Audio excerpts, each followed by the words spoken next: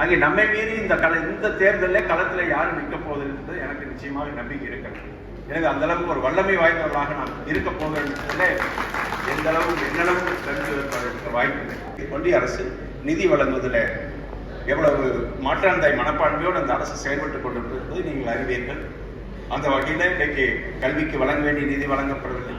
தமிழ் வளர்ச்சிக்கான நிதி வழங்கப்படுவதில்லை. நம்முடைய மொழியை நசுக்கக்கூடிய ஒரு சூழ்நிலை, இப்படிப்பட்ட சூழ்நிலை. அதே போல இன்றைக்கு அடிப்படை தேவைகளுக்கு நம்முடைய உறுதிவாக்கமாக மெட்ரோ ரயில் என்று சொன்னால் போக்குவரத்து வசதியை மேம்படுத்தி சென்னையில் இன்றைக்கு உருவாக்கப்பட்டிருக்கிறது. அதுபோல கோவையிலும் மதுரையிலும் உருவாக்க வேண்டும் என்று நிதி கேட்டால் அதற்கு வழங்குவதில்லை. சென்னையில் வழங்க வேண்டிய நிதியும் பாக்கி வழங்கவில்லை. அரசே நாம் இன்றைக்கு மாநில அரசே செலுத்தி இருக்கிறோம். எல்லாம் கை வச்சு எல்லா திட்டங்களும் நாம் செயல்படுத்தி கொண்டிருக்கிறோம். கலைஞர் மகளிர் உரிமை தொகை திட்டம், அதே போல 6ஆம் வகுப்பிலிருந்து 12ஆம் வகுப்பு அரசு பள்ளியில் தொடர்ந்து படித்திருந்தார்கள். அரசு பள்ளி, அரசு உதவி பள்ளி, பள்ளிகள் மாறி இருக்கலாம், ஆனால் படிக்க வேண்டிய பள்ளி அரசு. ஏன்னா அப்படிப்பட்ட படித்த பெண் குழந்தைக்கு புதுமை பெண் என்ற தரப்பில் உயர்வெளி பெற வேண்டும், கல்லூரி கல்வி பெற வேண்டும் என்பதற்காக மாத உதவித்தொகை 1000 வலுப்பெற செய்யக்கூடிய அந்த வேலைவாய்ப்பு திட்டம், மகாத்மா காந்தி வேலைவாய்ப்பு உறுதியளிப்பு திட்டம், 100 நாள் வேலை என்கிற திட்டம், அதிலையும் கை வச்சு ஒன்றிய அரசு. அதில் மகாத்மா காந்தியுடைய பெயர் எடுக்கப்பட்டிருக்கிறது. அதான் நம்முடைய ஒன்றிய அரசுடைய நிதியமைச்சர், முன்னாள் நிதியமைச்சர் பாசனம் அழகா சொன்னார். காந்தி 2 முறை கொல்லப்பட்டிருக்கிறார். ஒரு முறை துப்பாக்கி சூடு, ஒரு முறை இப்பொழுது பெயர் மாற்றம் செய்து இன்றைக்கு காந்தியை கொண்டிருக்கிறார் என்று சொன்னார். அதுபோல இன்றைக்கு அந்த மகாத்மா காந்தி வேலைவாய்ப்பு உறுதியளிப்பு திட்டம் இன்றைக்கு உடனடி ஏற்படுத்தப்பட்டிருக்கிறது. ஒன்றிய அரசு மத்திய அரசு நிதி வழங்க வேண்டும் என்பதுதான் நம்முடைய ஐக்கிய முற்போக்கு அரசு அந்த திட்டத்தை வேலைவாய்ப்பு வறட்சியை போக்குவதற்கும் வேலைவாய்ப்பு மக்களுக்கு தருவதற்கும் பொருளாதாரத்தை, அதுவும் குறிப்பாக கிராமப்புறத்துடைய பொருளாதாரத்தை மேம்படுத்துவதற்காக கொண்டு வரப்பட்ட ஒரு அற்புதமான திட்டம். அதே நேரத்தில் இன்றைக்கு சாலைகள், இன்றைக்கு குளம் குட்டைகள் தூர்வாரும் பணி, பாசன வாய்க்கால்கள் தூர்வாரும் பணி சிறப்பாக நடைபெற்று வந்தது.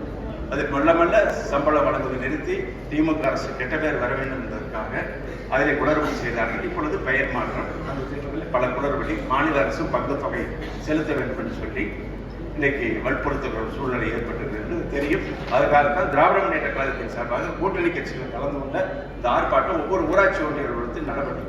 உங்களுக்கு தெரியும். இவ்வளவு காலகட்டத்தை நாம் இந்த ஆட்சி இன்றைக்கு முதலமைச்சர்கள் பல்வேறு வகையில் இன்றைக்கு ஒரு சாதனை புரிந்து வருகிறார்.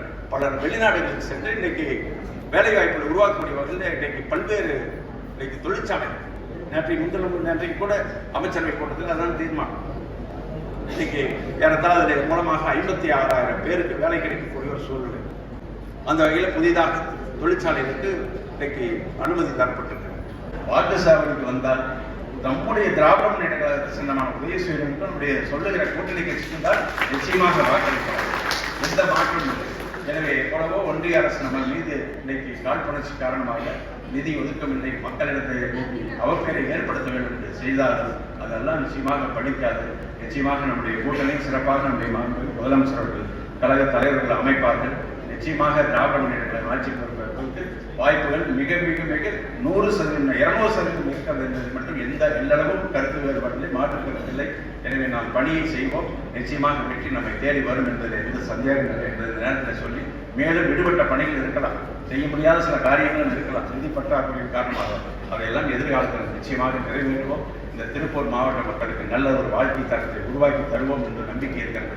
அந்த வகையில் நீங்கள் தொடர்ந்து உங்கள் கழகம் தலைவர் அவர்கள் உத்தரவிடுகின்ற பணிகளை நாம் செய்வோம். திட்டமிட்டு அந்த பணிகளை செய்கிற நேரத்தில் நிச்சயமாக வெற்றி நம்மை தேடி வரும் என்பதில் எல்லளவும் மாற்றம் இல்லை, கருத்து மாற்றம் இல்லை என்பதை சொல்லி இந்த சிறப்பான நிகழ்ச்சியில் கலந்து கொள்வதை எல்லாம் சந்தித்தில் மகிழ்ச்சி அடைந்து அனைவருக்கும் வாழ்த்துக்களை தெரிவித்துள்ளேன்.